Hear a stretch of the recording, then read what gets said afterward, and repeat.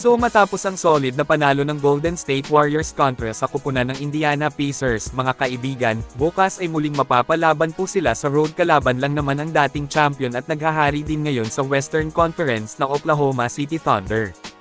Isang mahirap na laban ito para sa Dubs. Dadayo sila sa teritoryo ng OKC kaya malaking hamon ito para sa GSW dahil sa hirap silang manalo sa road ngayong maagang umpisa ng season na ito.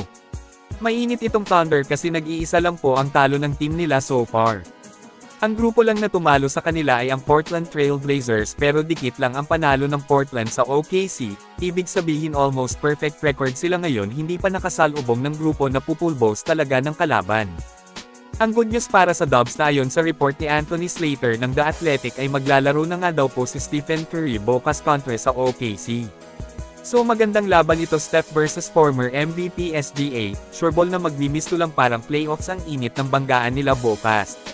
Bagaman slow start ang Golden State ngayong maagang umpisa ng season at nag-iinit ang kalaban nila, ay hindi naman ibig sabihin na madaling tatalunin lang sila ng Thunder, paniguradong bibigyan talaga ng Warriors ng magandang laban ang Oklahoma. Galing sa panalo ang magkabilang grupo, parehong may lakas ang dalawang team kaya exciting na panoorin ang kanilang bakbakan bukas. I'm sure inaabangan na rin ito ng maraming fans ng NBA.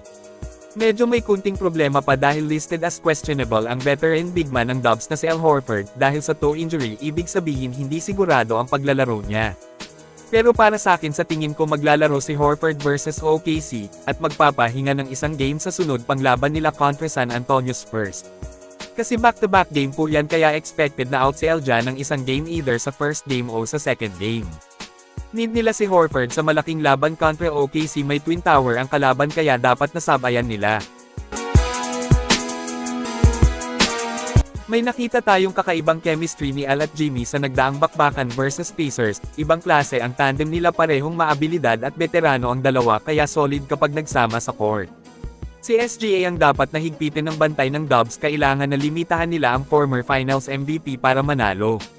Pero para sa Thunder syempre hindi rin pwedeng hindi nila higpitan ng bantay ang kalaban na greatest shooter, kasi presko ang balik, inaasahang mag-iingay din si Steph bukas.